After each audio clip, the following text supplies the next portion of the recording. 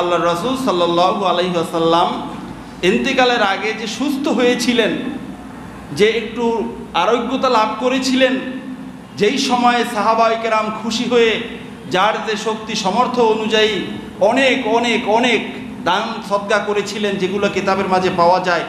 এই দিবসটা আসলে কোন দিবস? আমি আপনাদেরকে বলতে চাই, এই দিবসটা নিয়ে ইখতিলাফ করে অযথা সময় নষ্ট করার কোনো সুযোগ আমাদের নাই। বরং আখিরি চার সোমবার যেই দিনেই হোক না কেন, ছিল একটা দিন নবীজি ইন্তেকালের আগে 5 দিন আগে যে সুস্থ হয়েছিলেন, এটা সত্য। এটা হাদিসে পাওয়া যায়, তাফসিরে পাওয়া যায়, তারিখে পাওয়া যায়, তাশরীর মাঝে পাওয়া যায়, সব জায়গায় পাওয়া যায়। তো ওই দিনে আল্লাহ রাসূল সাল্লাল্লাহু আলাইহি ওয়াসাল্লাম উম্মতের জন্য কি মেসেজ দিয়ে গেছিলেন, সেগুলো হলো আমাদের গ্রহণ করার বিষয়, ঠিক কিনা বলেন? সুতরাং কোন দিন কোন তারিখ ওটা নিয়ে ইখতিলাফের বিষয় নয়। আমাদের বিষয় হলো আমাদের নবীর ইন্তেকালের আগে 5 দিন আগে যে সুস্থ হয়েছিলেন, ওই দিবসে সুস্থ হয়ে নবীজি মসজিদের মেম্বারে এসে আমাদের জন্য কিয়ামত পর্যন্ত আগত উম্মতের জন্য কি বলে গিয়েছিলেন, সেই বিষয়গুলো আমাদেরকে জানতে হবে, ঠিক কিনা বলেন? ভাইয়ের আমার, মূলত আখিরি চার সোমবার, শেষ বুধবারটা নবীজি ইন্তেকালের আগে যে শেষ বুধবার ছিল, এই শেষ বুধবারের কার্যক্রমটা, অর্থাৎ নবীজি পর্দা করার কার্যক্রমটা মূলত শুরু হয়েছিল বিদায় হজের দিনে। নবীজি যখন বিদায় হজের জন্য 10ম হিজরিতে হজ করার জন্য মক্কা মুকাররমায় গিয়েছিলেন, মক্কা মুকাররমায় যখন নূর নবীজি আমার সেই জাবালে রহমাতের উপরে দাঁড়িয়ে ভাষণ দিচ্ছিলেন, সামনে ছিল 1,24,000 অথবা 1,37,000 সাহাবী, বলুন সুবহানাল্লাহ। নবীজি আমার ছোট্ট টিলার মতো একটা পাহাড় জাবাল রহমাতের উপরে দাঁড়িয়ে নবীজি 1.25 লক্ষ সাহাবায়ে কেরামদেরকে ভাষণ দিলেন। সাহাবারা বলতেছেন, আল্লাহর রসুলের এই ভাষণ, এই জবান মুবারকের কথা সামনের সাহাবী যেমনিভাবে শুনেছিলেন, পিছনের সাহাবী একই রকম শুনেছিলেন, বলুন সুবহানাল্লাহ। এটা ছিল আমার নবীজির মুজিজা। আল্লাহ সুবহানাহু ওয়া তাআলা নবীজির কণ্ঠ মোবারকে এমন ক্ষমতা দিয়েছিলেন, আল্লাহর রসুলের সামনে যতগুলো সাহাবী ছিলেন, মাইক লাগাইলে শত শত মাইক লাগানো দরকার ছিল, কিন্তু কোনো মাইক লাগানো হয় নাই। শুধুমাত্র মুখের কথা, জবান মোবারকের কথা সাহাবায়ে কেরাম সকলে সমানভাবে শুনেছিলেন, বলুন সুবহানাল্লাহ। ওই দিনে যখন নবীজি আমার ভাষণ দিচ্ছিলেন, ওই ভাষণের সময় জিবরাইল আমিন নূর নবীজির কাছে অবতরণ করলেন। এসে নবীজির কাছে সূরাতুল মায়েদার 3 নম্বর আয়াতে কারিমা আল্লাহ সুবহানাহু ওয়া তাআলার পক্ষ থেকে শুনিয়ে দিয়েছিলেন। আয়াতে কারিমাটা ছিল, আল ইয়াউমা আকমালতু লাকুম দীনাকুম ওয়া আতমামতু আলাইকুম নি'মাতি ওয়া রাদিতু লাকুমুল ইসলাম দীনা। জিবরাইল আমিন এসে বললেন, ইয়া রাসূলুল্লাহ, ইয়া হাবিবাল্লাহ, আজকের এই দিনে যে আপনি সাহাবায়ে কেরামদেরকে ভাষণ দিচ্ছেন, আল্লাহ সুবহানাহু ওয়া তাআলা আপনাকে জানিয়ে দিয়েছেন, আপনাকে যে দায়িত্ব দিয়ে, রিসালাতের দায়িত্ব দিয়ে জমিনে প্রেরণ করা হয়েছিল, এই দিন ইসলামকে গোটা পৃথিবীতে কামিয়াব করার জন্য, গোটা পৃথিবীতে প্রচার প্রসার করার জন্য, আল ইয়াউমা আকমালতু লাকুম দীনাকুম, আল্লাহ সুবহানাহু ওয়া তাআলা বলেছেন আপনার এই দিনকে আজকের এই দিনে পরিপূর্ণতায় পৌঁছে দিয়েছেন। সুবহানাল্লাহ। ইয়া রাসূলুল্লাহ, আজকের এই দিনে আপনার দাওয়াতি কার্যক্রমকে পরিপূর্ণতায় পৌঁছে দিয়েছেন, বলুন সুবহানাল্লাহ। আচ্ছা বলুন, একজন মানুষকে কোথাও কোনো কাজের দায়িত্ব দিয়ে যখন পাঠানো হয়, ওই কাজটা শেষ হলে ওই লোকটাকে ওখানে বসে থাকে নাকি জায়গা মতো চলে যায়? জায়গা মতো চলে যায় না? এই আয়াত নাজিল হয়েছে, হাদিস শরীফের মাঝে এসেছে। এক ইহুদি বলছে, ইহুদি হলো তাওরাতের বড় হাফেজ, বড় আলেম। উনি এসে বলছেন যে তোমাদের সাহাবায়ে কেরামদের কাছে বলছেন, সুনান তিরমিজিতে হাদিসে এসেছে যে তোমাদের কাছে যেই আয়াতে কারিমা নাজিল হয়েছে, এই আয়াত যদি আমাদের ইহুদিদের জন্য নাজিল হতো, নাজিলের দিবসটাকে আমরা ঈদের দিন বানিয়ে নিতাম, বলুন আল্লাহু আকবার। তার কারণ এই আয়াতে কারিমার মাঝে আল্লাহ তাআলার পক্ষ থেকে আল্লাহ তাআলার পরিপূর্ণ সন্তুষ্টির কথা বলা হয়েছে, বলেন সুবহানাল্লাহ। আল্লাহ তাআলা বলেছেন, আমি তোমাদের জন্য আমার দিনকে পরিপূর্ণ করে দিয়েছি, ও আতমামতু আলাইকুম নি'মাতি, এবং আমি আমার নিয়ামতকেও পরিপূর্ণ করে দিয়েছি। বলুন সুবহানাল্লাহ। ও রাদিতু লাকুমুল ইসলাম দীনা। কিয়ামত পর্যন্ত হাবিব আপনার জন্য, আপনার উম্মতের জন্য অনুসরণীয়, অনুকরণীয় মত এবং পথ শুধুমাত্র একটা, সেটা হলো ইসলাম। সুবহানাল্লাহ। অনুসরণীয় পথের নাম কি? জোরে বলেন, অনুসরণীয় পথের নাম কি? এই ইসলাম আল্লাহর রাসূলের ইসলাম, সাহাবায়ে কেরামদের ইসলাম, তাবিঈনদের ইসলাম, সালফে সালিহিনদের ইসলাম। এই ইসলাম বর্তমান যুগের কোনো মডার্ন আলেমদের ইসলাম নয়, কোনো কম্পোজ করা ইসলাম নয়। আমরা ইসলাম চাই সেই ১৫০০ বছর আগের ইসলাম। ঠিক কিনা বলেন? ভাইয়েরা আমার, আল্লাহ সুবহানাহু ওয়া তাআলা এই আয়াতে কারিমা নাজিল করলেন, সবাই খুশি, সবাই খুশি, কিন্তু একজন মাত্র ব্যক্তি তার মন মলিন হয়ে গেছে। তার নাম কি বলেন তো? আবু বকর রাদিয়াল্লাহু তাআলা আনহু। আবু বকর রাদিয়াল্লাহু তাআলা আনহু এই আয়াতে কারিমা নাজিল হওয়ার পরে ঘরে গিয়ে দরজা বন্ধ করে অজর ধারায় কান্না করতেছেন, অজর ধারায় কান্না করতেছেন। সাহাবায়ে কেরামগণ বললেন, নবীজি বললেন দ্বীন ইসলামের পরিপূর্ণতা এসেছে এবং একজন ব্যক্তিকে আল্লাহ সুবহানাহু ওয়া তাআলা দুনিয়ার অনেক সম্পদ দিতে চেয়েছিলেন, কিন্তু ওই ব্যক্তি দুনিয়ার সম্পদ, রাজকীয় অবস্থা গ্রহণ না করে পরকালকে গ্রহণ করেছেন। এগুলো শুনে আপনি কেন কান্না করতেছেন? তখন আবু বকর সিদ্দিক রাদিয়াল্লাহু তাআলা আনহু বলেছিলেন, ও সাহাবারা, তোমরা যেটা বুঝতে পেরেছো আমি সেটা বুঝি নাই, আমি বুঝতে পারছি অন্যটা। তোমরা যেটা শুনছো আমিও সেটা শুনছি, একই শুনছি, কিন্তু তোমাদের বুঝ আর আমাদের বুঝ এক নয়। আমরা যার মাধ্যমে ইসলাম পেয়েছি, আমরা যার মাধ্যমে আল্লাহকে চিনেছি, আমরা যার মাধ্যমে সুন্দর একটা সমাজ পেয়েছি, আমরা যার মাধ্যমে জাহান্নামের আগুন থেকে বাঁচতে পেরেছি, সেই রহমাতুল লিল আলামিন তো আমাদের মাঝে আর বেশি দিন থাকবে না। সেই রহমাতুল লিল আলামিন চলে যাবেন। এই ইঙ্গিত এই আয়াতে কারিমা এবং এই হাদিস বহন করে, এই কারণেই আমি কান্না করেছি। তখন আল্লাহর রাসূল সাল্লাল্লাহু আলাইহি ওয়াসাল্লামের কাছে সাহাবায়ে কেরাম চলে গেলেন। ইয়া রাসূলুল্লাহ, ইয়া হাবিবাল্লাহ, আমরা তো খুব খুশি হয়েছিলাম, আপনার আবু বকর তো এই কথা বলে, আসলে ঘটনা কি? তখন নবীজি আমার বলেছেন, হ্যাঁ সাহাবারা, সত্যি সত্যি আমার আবু বকর যেটা বুঝতে পেরেছে সেটাই সত্যি। আমি যদি কোনো কাউকে বন্ধু হিসাবে গ্রহণ করতাম, আমি আবু বকরকেই গ্রহণ করতাম। আমার বন্ধু তো হলেন আল্লাহ। সুবহানাল্লাহ বলেন। আবু বকরের বুঝটাই সত্যি। সাহাবায়ে কেরামদের মন আবার মলিন হয়ে গেল, আবার মলিন হয়ে গেল। বিদায় হজের পরে নূর নবীজি আমার এসে সফর মাসের মাঝে 18 তারিখ অথবা 19 তারিখে নবীজি তার আপন গোলাম খাদেম, তার নাম ছিল মুয়াইহিয়া রাদিয়াল্লাহু তাআলা আনহু। নামটা কি বলেন? মুয়াইহিয়া রাদিয়াল্লাহু তাআলা আনহু। ওনাকে গভীর রাতে ডাক দিলেন। ডাক দিয়ে নবীজি আমার সর্বপ্রথম হুজরা মুবারক থেকে বের হয়ে জান্নাতুল বাকি গোরস্তানে গিয়ে কবর জিয়ারত করলেন। এরপরে মুয়াইহিয়া রাদিয়াল্লাহু তাআলা আনহুকে ধরে ধরে মদিনা মুনাওয়ারা থেকে সোজা 3 কিলো দূরে উহুদের ময়দান, সেই উহুদের ময়দানে গিয়ে শুহাদায়ে উহুদদের কবর জিয়ারত করলেন। কবর জিয়ারত করার পরে নবীজি মুয়াইহিয়া রাদিয়াল্লাহু তাআলা আনহুকে ধরে আস্তে আস্তে আসতেছেন আর বলতেছেন, মুয়াইহিয়া, আমার মাথাটা যেন ফেটে যাচ্ছে, আমার এত বেশি মাথা ব্যথা হচ্ছে, আমি সহ্য করতে পারি না, আমার এত বেশি মাথা ব্যথা। দেখেন, নবীজি আল্লাহর কাছে চলে যাবেন, এই চলে যাওয়ার শেষ মুহূর্তে, শেষ হাঁটাচলা করার একটু ক্ষমতা আছে, এই সময় 2 গোরস্থান মদিনা মুনাওয়ারার বড় বড় 2 গোরস্থান কবর জিয়ারত করতে আল্লাহ রাসূল গেছেন। তাহলে কবর জিয়ারত আছে কি নাই? সবাই বলেন আছে কি নাই? কবর কি মানুষ, আমরা কবরের কাছে যাই কি কবরকে পূজা করতে না জিয়ারত করতে? সবাই বলেন পূজা করতে না জিয়ারত করতে? চাই সেটা আমার বাবার কবর হোক, চাই সেটা বাবা শাহজালাল রহমাতুল্লাহ তাআলার কবর হোক, ঠিক কিনা বলেন?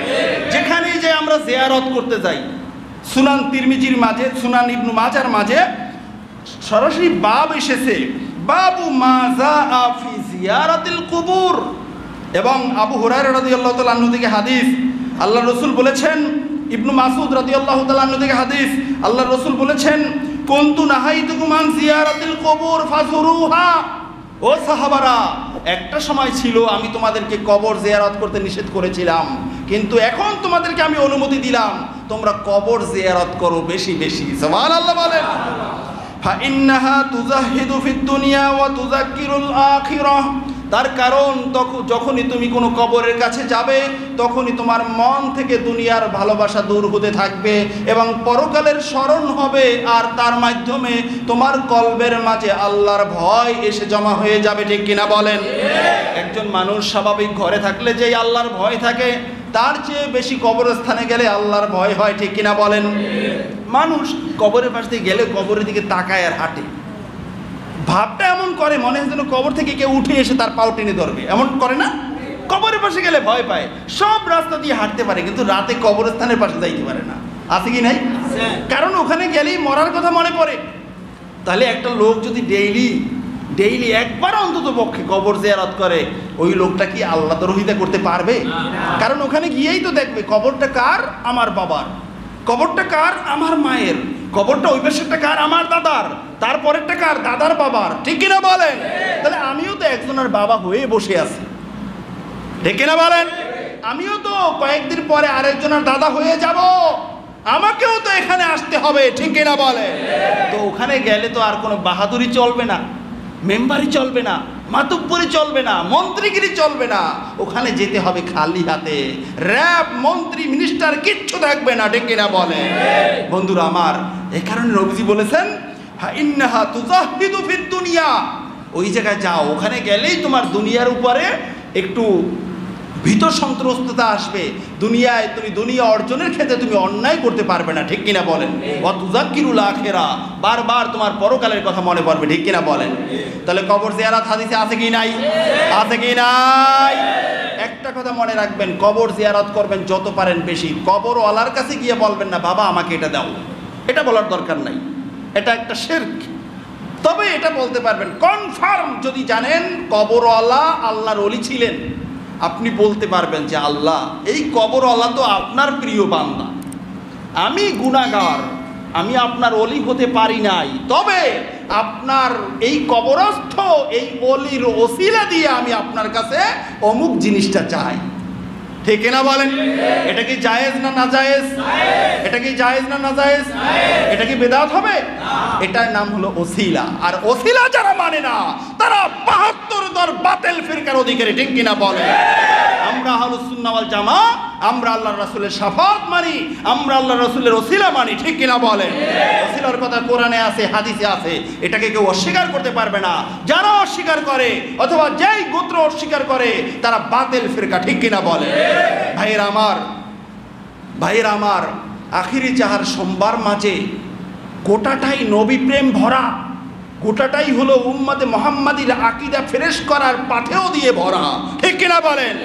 ভাইয়েরা আমার, নবীজি আমার, বুখারীর হাদিসে এসেছে, মুআইয়া রাদিয়াল্লাহু তাআলা আনহুর কাঁধে ভর দিয়ে নবীজি মা আয়েশা রাদিয়াল্লাহু তাআলা আনহার হুজরা মোবারকে ঢুকছেন ওই জান্নাতুল কি বলে শুহাদায়ে উহুদের কবর জিয়ারত করে।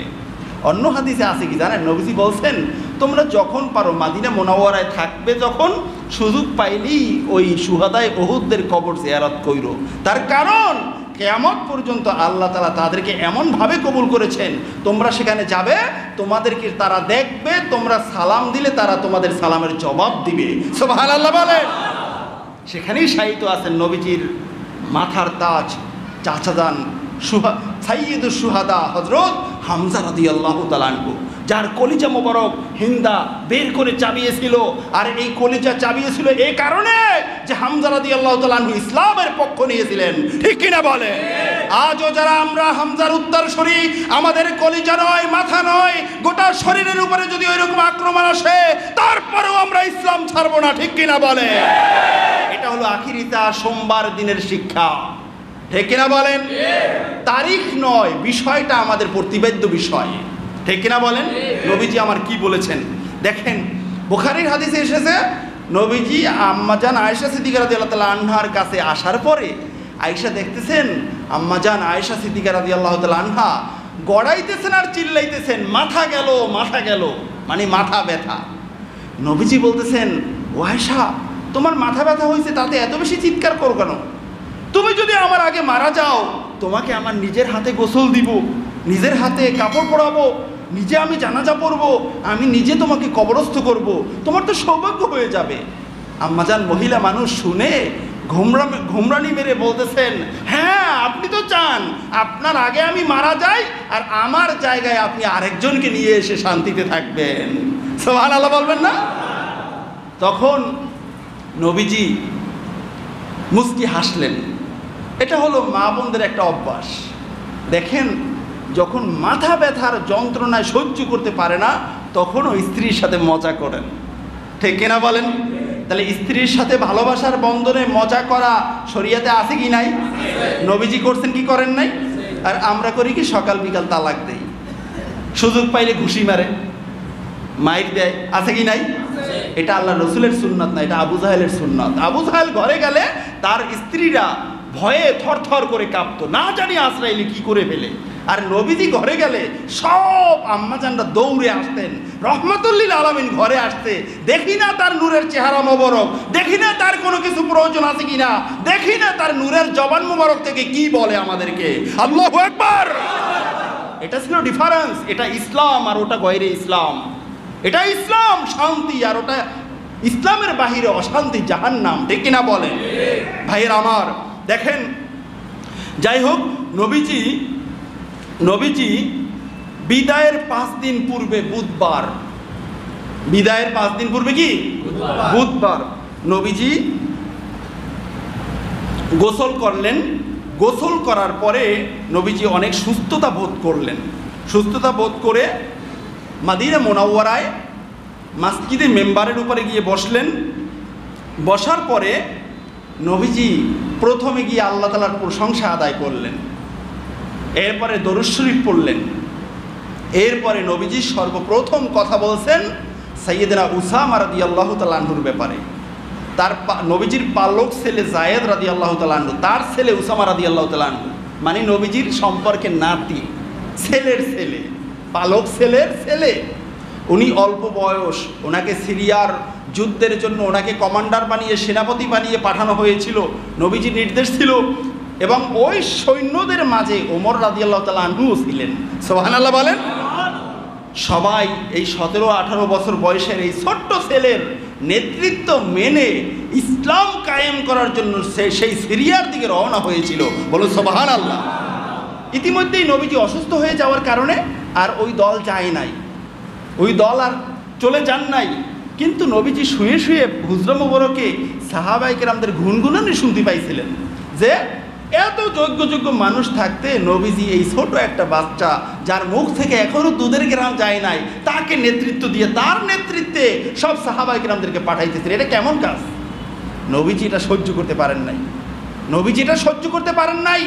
যার যোগ্যতা আছে তাকেই চেয়ার দাও, আর যার হাতে যোগ্যতা সম্পন্ন ব্যক্তির কাছে যখন চেয়ার আসবে, ওই ব্যক্তিকে মেনে নেওয়া এটা মুসলিম উম্মার জন্য ফরজ হয়ে যায়, ঠিক কিনা বলে? এই কারণে অপাত্রে নেতৃত্ব দেওয়া এটা হলো কিয়ামতের আলামত। অপাত্রে নেতৃত্ব দেওয়া কি কিয়ামতের আলামত। আল্লাহর পক্ষ থেকে নবীজিকে জানিয়ে দেওয়া হলো, উসামাকে নেতা বানিয়ে পাঠাও, তার মাধ্যমে সেই জায়গা বিজয় হয়ে যাবে। মুসলমান মানুষেরা ইসলামের ভিতরে দলে দলে আসবে। আল্লাহর রসুল আল্লাহ তাআলার নির্দেশ অনুযায়ী কাজ করছেন। এখানে আর তো কারো বাহাদুরি চলবে না, ঠিক কিনা বলে?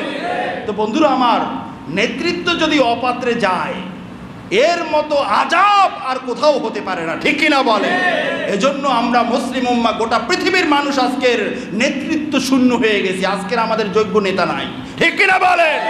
আমাদের যোগ্য নেতা হলেন ইমাম মাহদী আলাইহিস সালাতু ওয়াস সালাম, আর ওই নেতাকে আমরা খুব দ্রুত চাই, ঠিক কিনা বলে?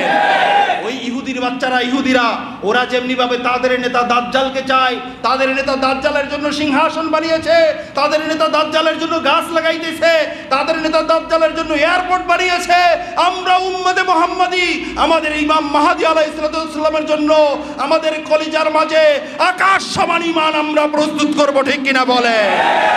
আমাদের পাথেও এয়ারপোর্ট নয়, আমাদের পাথেও গাছ নয়, আমাদের পাথেও সিংহাসন নয়। সিংহাসন আল্লাহর পক্ষ থেকে এমনিতেই আসবে। আমাদের পাথেও একমাত্র ঈমান, শুধুমাত্র ঈমান, কেবলমাত্র ঈমান। ঠিক কিনা বলে ভাইয়ের আমার? সেই ঈমান দরকার আছে কি নাই? নামাজ পড়বেন না ছাড়বেন? নামাজ পড়বেন না ছাড়বেন? সামনে দুর্দিন আসতেছে, অপরের উপরে জুলুম করবেন তো ইনশাআল্লাহ? জুলুম করবেন না? জুলুম করা যাবে? জুলুম করা যাবে না। জুলুমে একজনকে করছেন, বাস আপনার পরকাল শেষ, শেষ, শেষ, কোনো সন্দেহ নাই। আপনি যত বড় হাজি হন, যতবার গাজী হন, যতবার হজ করেন, যা হন না কেন, আর কাজে আসবে না। ঠিক কিনা বলেন ভাইয়েরা আমার? রাসূলুল্লাহ সাল্লাল্লাহু আলাইহি ওয়াসাল্লাম মেম্বারে বসলেন। মেম্বারে বসার পরে নবীজি সাহাবায়ে কেরামদেরকে ডাক দিলেন, ও সাহাবারা, সাহাবারা, আমার বিদায়ের সময় খুব কাছাকাছি চলে এসেছে। তোমরা কার কি জানার আছে আমাকে বলো, তোমাদের কার কি সমস্যা আছে আমাকে বলো, তোমরা কে কোন বিপদে পড়ে আছো আমাকে বলো, সমাধান নিয়ে নাও। আমি রহমাতুল লিল আলামিন, যা বলবো তাই হবে। সুবহানাল্লাহ বলবেন না? কি সুবর্ণ সুযোগ! নবীজি এই কথাটা একবার, দুইবার, তিনবার বলতেছেন। একবার বলছেন কোনো সাহাবীরা কোনো কথা বলেন না, সবার চোখ থেকে টপ টপ করে পানি পড়ছে। দুইবার বলছেন কোনো সাহাবী কোনো কথা বলছেন না, সবার চোখ থেকে পানি ঝরছে। তৃতীয়বার বলার পরে একজন সাহাবী দাঁড়াইছেন, দাঁড়াইয়ে বলতেছেন যে হুজুর, আমার একটা সমস্যা আছে। কি সমস্যা? আমি গনিমতের 3 দিরহাম খেয়ানত করছিলাম। গনিমতের মাল থেকে 3 দিরহাম মাল আমি রাইখা দিয়েছিলাম। ইয়া রাসূলুল্লাহ, এটা তো একটা সমস্যা। নবীজি জিজ্ঞাসা করলেন, তুমি রাখছিলা কেন? বলছি, ইয়া রাসূলুল্লাহ, আমার এত অভাব ছিল যে আমি ওটা না রাইখা কোনো বিপরীত কোনো পথ ছিল না, আমি রাখতে বাধ্য হয়েছিলাম।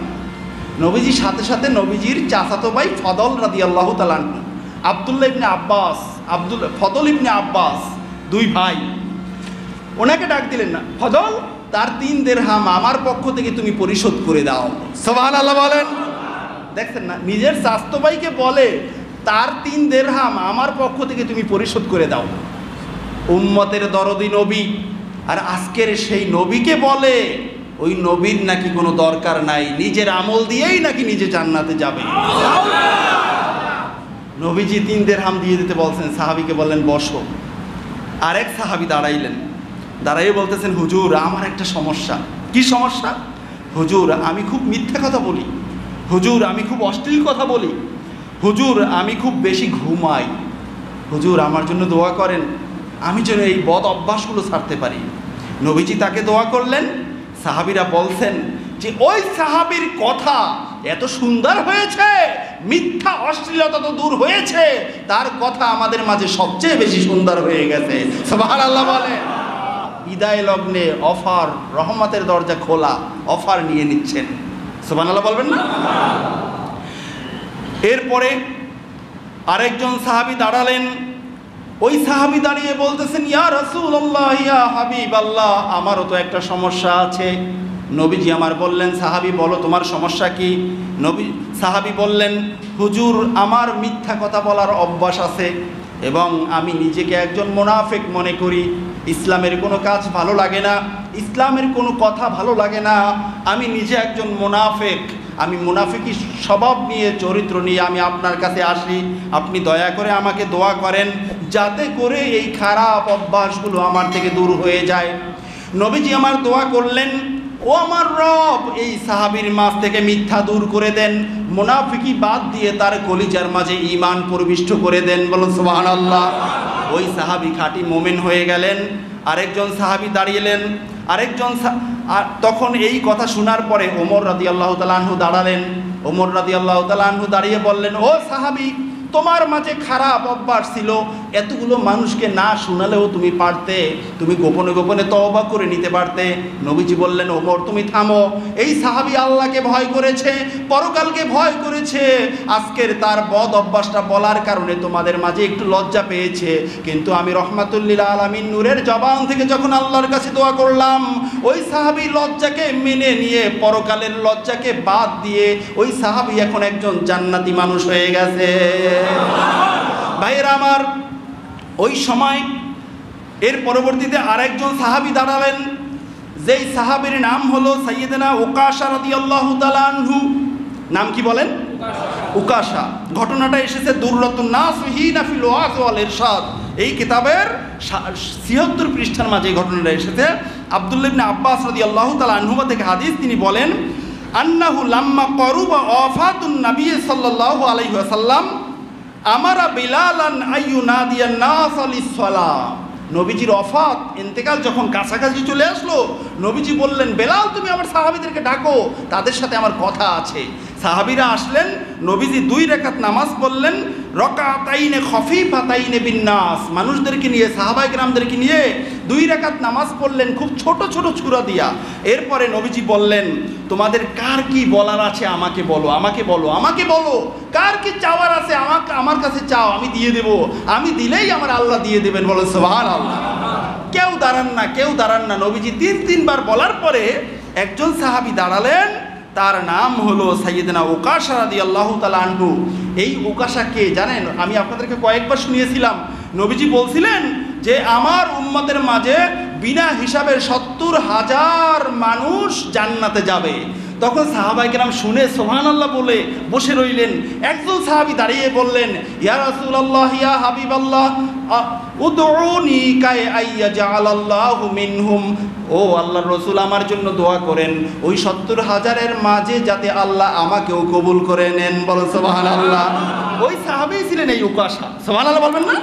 উকাশা ইবনে মেহসান অথবা মোহসেন, উনি দাঁড়াইলেন, দাঁড়াইয়ে বলছেন, ইয়া রাসূলুল্লাহ, আমার আপনার কাছে একটা কথা আছে। নবীজি তার ভাষণের মাঝে এটাও বলছিলেন যে আমার কাছে যদি কেউ কিছু পাও, সেটা কিন্তু এখনই নিয়ে নাও। এমনকি আমি তোমাদেরকে নবুয়তের দায়িত্ব পালন করতে গিয়ে কারো মনে কষ্ট দিয়েছি, কারো উপর আঘাত করেছি। যদি মনের অজান্তে কারো উপরে কোনো বাড়াবাড়ি হয়ে যায়, আমি তোমাদের কাছে সশরীরে জীবন্ত অবস্থায় আছি, তোমরা এখনই আমার কাছে আসো।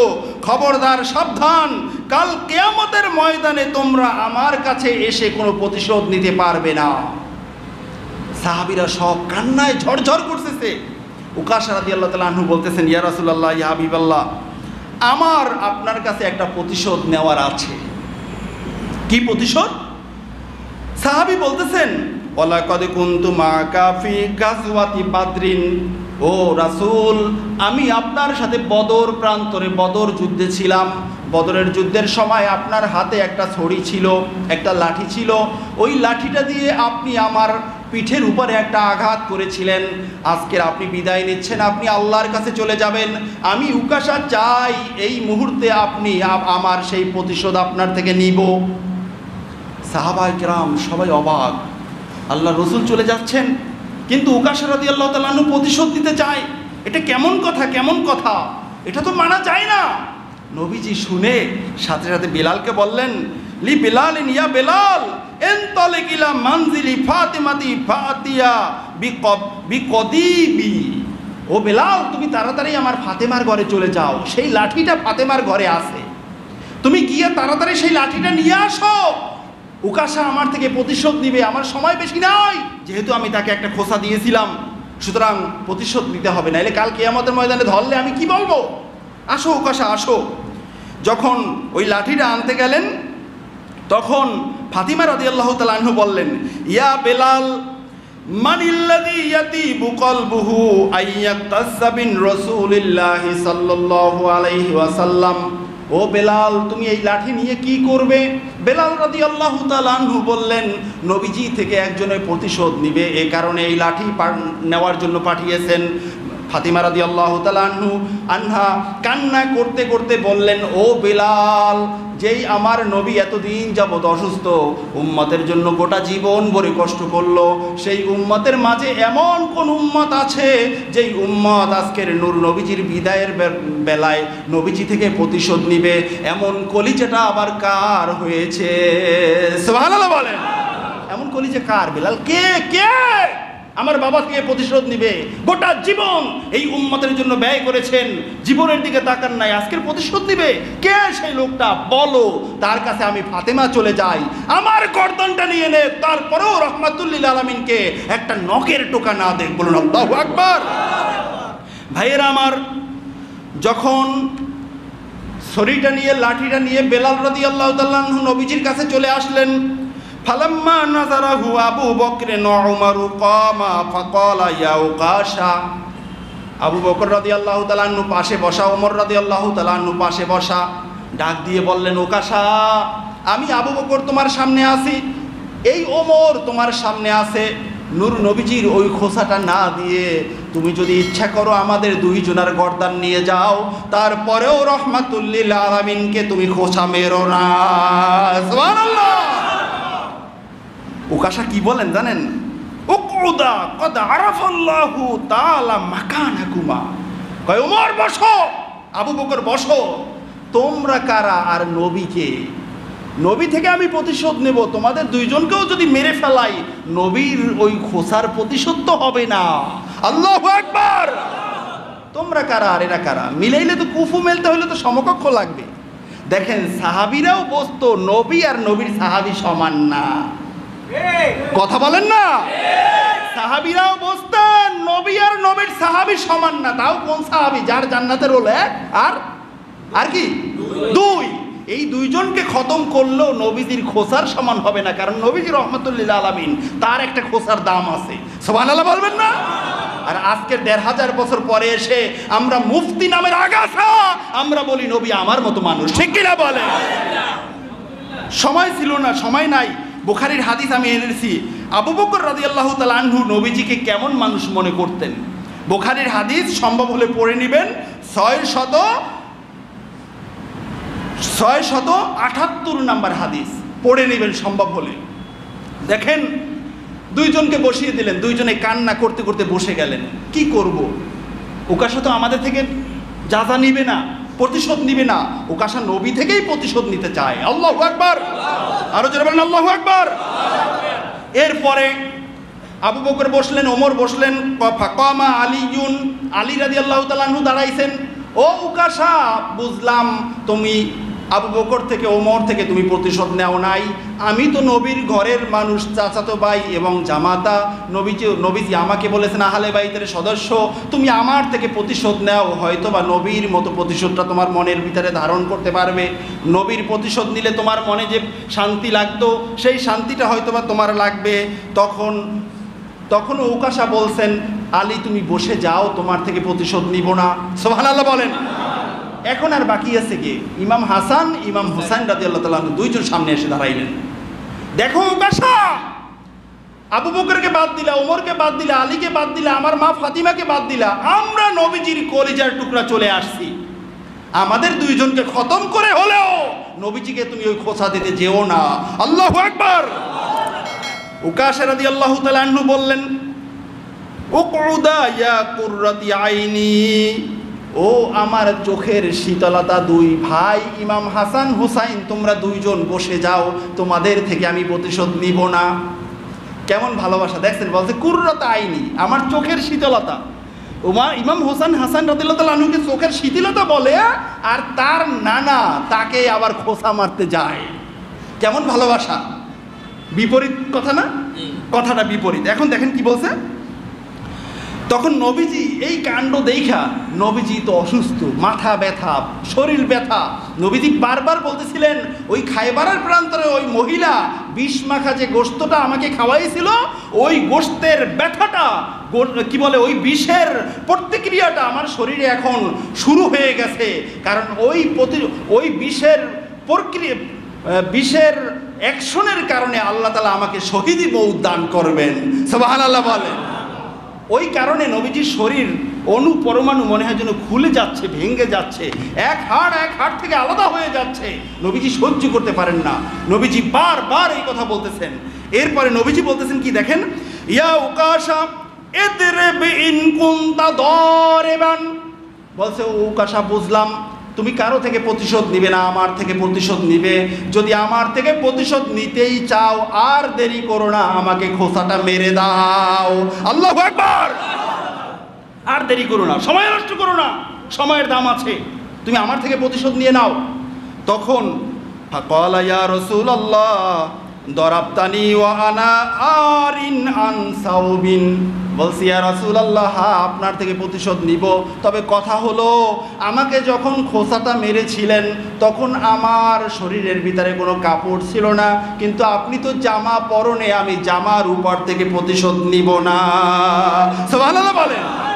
জামার উপর থেকেও নেবে না। যেমনে কেসাস কাকে বলে? কেসাস বলা হয় যতটুকু ক্ষতি করছে ততটুকু ক্ষতি। এ কারণে কেউ যদি কারো নাকটা কাটে দেয় ওরও ধরে নাকটা কেটে দেবে, কেউ যদি কারো হাত কেটে দেয় ওরও ধরে হাতটা কেটে দেবে, কেউ যদি কারো গর্দান কেটে দেয় তাকে ধরে গর্দানটা কেটে দেবে। এটা হলো কেসাস। সুবহানাল্লাহ বলেন। এই ইসলাম যদি আজও থাকতো, মারামারি থাকতো? মারামারি থাকতো না, রাজপথে রক্ত দিয়ে ভাসতো না, ঠিক কিনা বলে? ভাইয়ের আমার, নবীজির সাথে সাথে কি করলেন? ফাকাশাফা রাসূলুল্লাহ সাল্লাল্লাহু আলাইহি ওয়াসাল্লাম আন সাওবাহু ফাসাহাল মুসলিমুনা বিল বাকা। তখন নবীজি কাল বিলম্ব না করে তার জামা মোবারক উঠিয়ে দিলেন, আর সব সাহাবায়ে কেরাম সাথে সাথে চিৎকার মেরে মেরে কান্না শুরু করে দিয়েছিলেন। বলুন আল্লাহু আকবার। ফালাম্মা নাযারা উকাশাতু ইলা বায়াদি জিসমির রাসূল সাল্লাল্লাহু আলাইহি ওয়াসাল্লাম ইনকাব্বা আলাইহি ওয়া ক্বাব্বালা যাহরাহু, যখনই নবীজির শুভ্র নূরের জিসম মোবারক উকাশা রাদিয়াল্লাহু তাআলা আনহু দেখতে পাইলেন, কাল বিলম্ব না করে খুব দ্রুত নূর নবীজির চেহারা মোবারকের উপরে, শরীর মোবারকের উপরে, পিঠের উপরে হুমড়ি খেয়ে পড়লেন, আর নবীজির নূরের জিসম মোবারকে চুমু খাইলেন। সুবহানাল্লাহ। এরপরে উকাশা রাদিয়াল্লাহু তাআলা আনহু বললেন, ফিদাকা রূহি ইয়া রাসূলুল্লাহ মাইয়াতিবু কলবাহু আইয়াতুসা মিনকা ইয়া রাসূলুল্লাহ। এই দুনিয়ায় কে আছে যে আপনার থেকে প্রতিশোধ নিবে? আপনার জন্য আমার জান প্রাণ সবগুলো আমি উৎসর্গ করলাম। ওয়া ইন্নামা ফাআলতুহু রাজাআন আইয়ামুসা জিসমিকা শরীফ। আমি আজকের এই কৌশলটা অবলম্বন করলাম এই কারণে সর্বশেষ পর্যায়ে যাতে আপনার নূরের শরীর মোবারকের সাথে আমার শরীরটা একটু স্পর্শ করে। সুবহানাল্লাহ। কেন? ওয়াহফিজানি রব্বি বিহুরমাতিকা মিনান নার। আমি ইয়া রাসূলুল্লাহ আপনার নূরের শরীর মোবারকের সাথে আমার শরীরের একটু স্পর্শটা আমি মনে করি, এই কারণে কাল হাসর ময়দানে আল্লাহ তাআলা আমার শরীরের উপরে জাহান্নামের আগুনকে হারাম করে দিবে। সুবহানাল্লাহ বলবেন না? এটাই চাইছেন যে নবীজি একটু জামা মোবারক উল্টাইবে আর আমি গিয়ে একটু চুমু খাবো, নবীজির শরীর মোবারকের সাথে আমার শরীরটা একটু স্পর্শ লাগবে। সুবহানাল্লাহ বলেন। আর এর কারণে কাল হাসর ময়দানে আমাকে আল্লাহ তাআলা জাহান্নাম থেকে বাঁচিয়ে দিবেন। বলুন সুবহানাল্লাহ। এ পর্যায়ে নবীজি কি বলতেছেন দেখেন, আলা মাইয়ুহিব্বু আইয়ানজুরা ইলা আহলিল জান্নাতি ফালিয়ানজুরু ইলা হাযা শখস। ও আমার সাহাবারা, তোমরা এই মুহূর্তে যদি কোনো জান্নাতি মানুষ দেখতে চাও আমার উকাশাকে দেখো, আমার উকাশাকে দেখো। আমার উকাশার শরীর আমার নূরে মুজাসসামের সাথে এইমাত্র স্পর্শ করেছে, আর তার শরীরকে আল্লাহ তাআলা জাহান্নামের আগুনের জন্য হারাম করে দিয়েছেন। বলুন আল্লাহু আকবার। তখন নবীজি এই কথা বলার পরে সাহাবায়ে কেরাম ফাকামাল মুসলিমুনা ইউকাব্বিলুনা বাইনা আইনাইহি ওয়া ইয়াকুলুনা তুবা লাকা নিলতা দারাজাতাল উলা ওয়া মুওয়াফাকাতা মুহাম্মাদিন সাল্লাল্লাহু আলাইহি ওয়াসাল্লাম ফিল জান্নাহ। সব সাহাবায়ে কেরাম, আবু বকর, ওসমান, আলী সহ সব সাহাবায়ে কেরাম বললেন, ও উকাশা, তোমাকে আল্লাহ তাআলা যেই কৌশল দিয়েছেন এই কৌশলের মাধ্যমে তুমি আজকের আল্লাহর পক্ষ থেকে, নূর নবীজির পক্ষ থেকে বড় একটা নিয়ামত নিয়ে নিলা। আমরা কেউ সেটা পারি নাই, তুমি আসো, তোমার কপালে আমরা একটু চুমু খাই। সব সাহাবারা দৌড়ে দৌড়ে আবু বকর, ওমর গিয়ে উকাশা রাদিয়াল্লাহু তাআলার কপালে চুমা খায়। ও তুমি তো জান্নাতি মানুষ, নবীজির শরীর মোবারকের সাথে তোমার শরীর স্পর্শ করেছে, আসো, তোমার ঘেরান নেই, তোমাকে চুমু খাই। বলো সুবহানাল্লাহ। ভাইয়েরা আমার, এই সময় নবীজি বারবার বলতেছেন, তোমরা আর কে কি চাও, আর কে কি চাও? বন্ধুরা আমার, আমরা থাকলেও কিছু চাইতাম, বলেন চাইতাম? আমি চিন্তা করছি মনে মনে, আমি যদি ওই দিন থাকতাম আমি আল্লাহর রাসূলের কাছে একটা জিনিস চাইতাম যে ইয়া রাসূলুল্লাহ, ইয়া হাবিবাল্লাহ, আমি বুঝতে পারলাম আজকের আপনার বিদায়ের সময়টা খুব কাছাকাছি। ইয়া রাসূলুল্লাহ, ইয়া হাবিবাল্লাহ, দুনিয়াতে থাকাকালীন আমি যখন চাই তখনই আপনাকে দেখতে পাই, আপনাকে দেখার ক্ষেত্রে কেউ বাধা দেয় না। কিন্তু শেষ মুহূর্তে আমার মনের একটাই তামান্না, মালাকুল মাউত যখন আপনার রূহ মোবারক কবজ করতে আসবেন, আপনার রূহ মোবারক গ্রহণ করার জন্য আসবেন, ওই মালাকুল মাউত আপনার রূহ মোবারক কবজ করার পরে দুনিয়ার আর কোনো রূহকে যেন কবজ করতে না পারে। আপনার রূহ মোবারক কবজ করার পরে যেই রুহুটাকে গ্রহণ করবে সেই রুহুটাই যেন আমি সাইফুল ইসলামের রুহু হয়ে যায়। ঠিক না বলেন? আর তার পরবর্তী সময় ইয়া রাসূলুল্লাহ, আপনি যেখানে থাকবেন আপনার সাথে সাথে আমি থাকতে চাই। ঠিক না বলেন? যদি এটাই হয়ে যায় জীবনটা সার্থক হয়ে যাবে। বেঁচে থাকার ভিতরে কোনো সার্থকতা নেই, কোনো সফলতা নেই যদি জীবনটা হয়ে যায় আবু জাহেলের দলের। ঠিক কিনা বলেন? আর বেঁচে থাকলে লাভ আছে, সার্থকতা আছে যদি জীবনটা হয়ে যায় আল্লাহর রাসূলের সুন্নাত তরিকা অনুযায়ী, জীবনটা যদি হয়ে যায় হুসাইন রাদিয়াল্লাহু তাআলা আনহুর পক্ষের জীবন। ঠিক কিনা বলেন? ভাইয়ের আমার, সাহাবায়ে কেরাম আবেগে আপ্লুত হয়ে এক একজনে এক একটা জিনিস চেয়েছেন। আল্লাহ সুবহানাহু ওয়া তাআলার কাছে আমরা দোয়া করি, আমরা ওই সময়টা পাই নাই। আমরা ১৫০০ বছর পরে পৃথিবীতে এসেছি, তবে আমাদের রুহু কবজ করার সাথে সাথে যেন আমরা নূর নবীজিকে দেখতে পাই। এরপরে যেন এক মুহূর্ত আমাদের চোখ থেকে নবীজি আড়াল না হন। বলুন আল্লাহুম্মা আমিন। আরো বলেন আমিন। আর একবার বলেন আমিন। ভাইয়েরা আমার, নবীজি এখান থেকে ভাষণ দিয়ে নামলেন, সব কিছু কন্ট্রোল করে নেমে গেলেন। 5 দিন পরে আল্লাহ রসুল ইন্তেকাল করলেন। এরপরে অনেক বড় ঘটনা, আর সেদিকে যাব না, সময় অনেক বেশি হয়ে গেছে। আজকের এই আলোচনা থেকে আমাদের কলিজার মাঝে আল্লাহ রসুলের উম্মতের ভালোবাসা, আল্লাহ রসুলের ভালোবাসা, আল্লাহ তাআলার ভালোবাসা আমাদের কলিজায় পরিপূর্ণ করে আল্লাহ তাআলা দান করুন। বলেন আমিন। সুবহানাকা আল্লাহুম্মা বিহামদিকা আশহাদু আল্লা ইলাহা ইল্লা আনতা আস্তাগফিরুকা ওয়া আতুবু ইলাইক।